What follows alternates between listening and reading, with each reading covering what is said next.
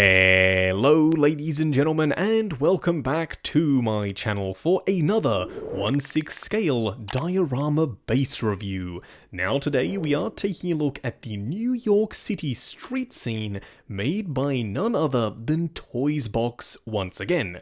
I mean, here on the channel we're no stranger to a good Toysbox diorama base. But this one, spoiler alert, might just be one of my favourites. Now I did get mine from Comic Sanctorum. Link for that is of course down in the description below.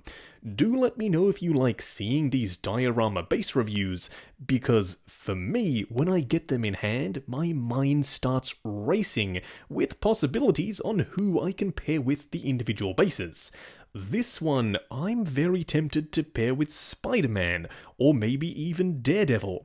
If you wanted to do an Avengers 1 diorama, seeing as it's in New York, you could totally do that. Or this could very easily work with Batman or the Joker. It's super simple in terms of what it is. It's literally a street scene, but it is very versatile. Now this one doesn't come with the dynamic flight pole or the little nameplate. It simply comes with this fire hydrant. It's a separate piece. It's made out of what I'm pretty sure is cast resin, so it feels nice and sturdy. It also has some dirt and grime in the crevices. Now in order to put it on the base, you literally just set it down and there you go. Now you can determine where exactly you want to place it, or if you don't want to use it at all, you can simply omit it altogether. I personally am kind of in favour of using it, just because a nice pop of a vibrant red on this otherwise very simple display base could work a treat. Now as for the base itself, don't worry, we will be taking a look at some figures on it in just a second, but on the underside you do have all of the relevant information. It's the street base station and we do have the Toysbox logo. But we're not really here to dissect the bottom, we're more here to look at the top. Now before you head down to the comments and ask, yes, I do believe this will fit in a Detolf. However, it is made out of that super sturdy high density either resin or polystone, so it is very heavy. So if you are using this, maybe go for the bottom shelf, because if anything were to happen on one of the higher shelves and this were to come crashing down, then I reckon there'd be a lot of tears in your household, so just be very careful with the use of this base. At the very least, it is a nice corner piece, so if you wanted to, you could slot it into the edge and then you can have some figures in front of it, as well as on top of the base itself. Now, starting off with the manhole cover, unfortunately it's not removable, but it is really nicely sculpted. It does have a metallic and wet sheen to it, so I do really love the way it's painted. As for the road itself, it looks and feels like tarmac. There are cracks and little bits that have been cut out of it, and then of course at the front it has been completely chipped away.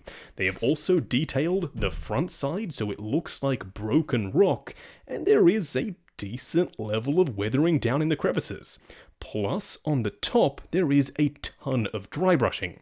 Up here in the back corner, we do have what looks to be like the edge of the street. You do have a little grate where maybe Will's Pennywise is sitting, but up on top you do have even more dry brushing. I personally cannot wait to start popping some figures on this, so without further ado, let's get started. Now for the first figure up on the base, I started off with one that potentially you weren't necessarily expecting. It's of course Daredevil from the Netflix series. I treat this base as a slightly more realistic environment, so I did want to go with a live-action character. I mean, you could totally go with the comic book version of Daredevil from Sideshow, but I reckon this guy sets off the base a treat. He works perfectly here. He is known to frequent New York City, as he is the devil of Hell's Kitchen after all, and this base, along with this Daredevil, could totally be an awesome centerpiece for your display. If you wanted to, you could have Daredevil fighting Punisher on this base, and that could totally work as well. Next up, here we have the upgraded suit version of Spidey on the base, and I think this is how I'm going to use it in my display. Tom Holland's Spidey, of course, he lives in New York City, so this makes perfect sense.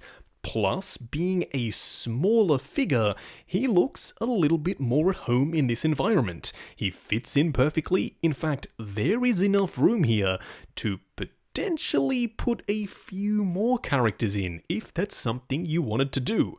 I love how he's engulfed by this really large diorama base. It puts him in the environment that he's supposed to be in. Now, the only thing that could make this even cooler for me is if they'd included a really nice cardboard printed backdrop. That would have set the scene, put him properly in his element, but that's totally something that we as collectors can do. In fact, I'm very tempted to give it a go myself. As I said, nobody said this has to go with a specific version of Spidey. If Tom Holland doesn't do it for you and Andrew Garfield is your definitive Spidey, because let's be honest, this suit looks totally awesome on this base, then yeah, you can totally do it and it works. That's how versatile this base truly is.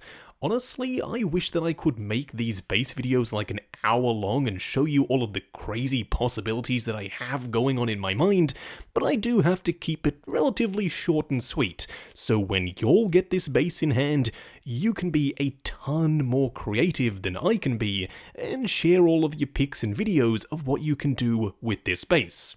I'm just opening the door, and it's up to y'all to walk through it. Y'all are truly awesome when it comes to your posing and your creativity.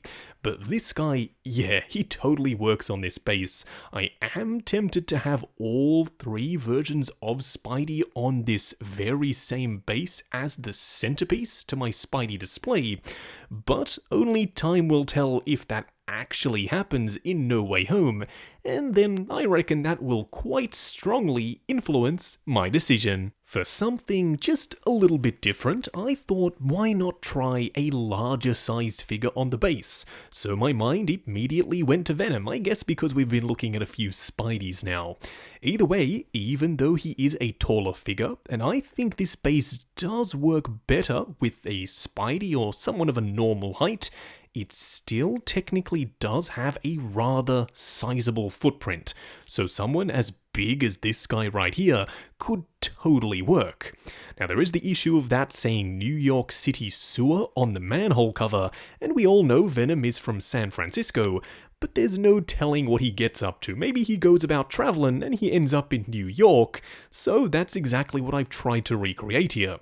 This looks fantastic. It does work better with normal scaled figures, but with someone as big as this guy, yeah, it still totally works. And lastly, because I just really wanted to see what a Batman figure would look like on this base, yeah, this looks awesome, as I knew it was going to.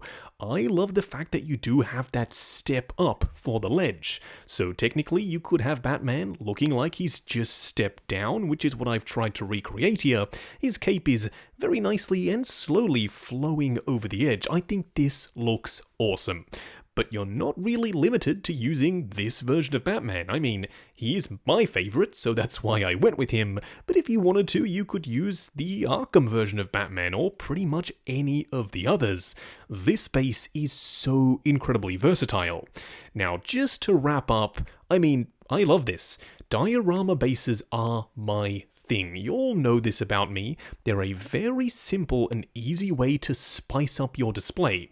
Say, for instance, you've had a figure for a while, like BVS Batman, and he's getting a little bit stale in your collection, although I'm not exactly sure how that would be possible because he's an absolute beast, but let's just say he is. You want something to reinvigorate your love for the figure.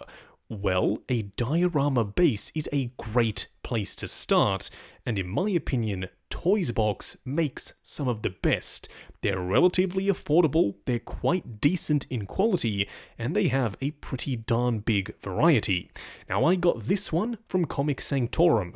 A link for that is down below, and they do have a bunch more on offer, so when you're on the website, have a look around, see what you can find, cause Toysbox makes some awesome products. While you're down in the description, why not check out the link to 6 Scale Network, the awesome Facebook group. Come along, chat figures, share photos of your collection, and of course, see what's coming up next on the channel.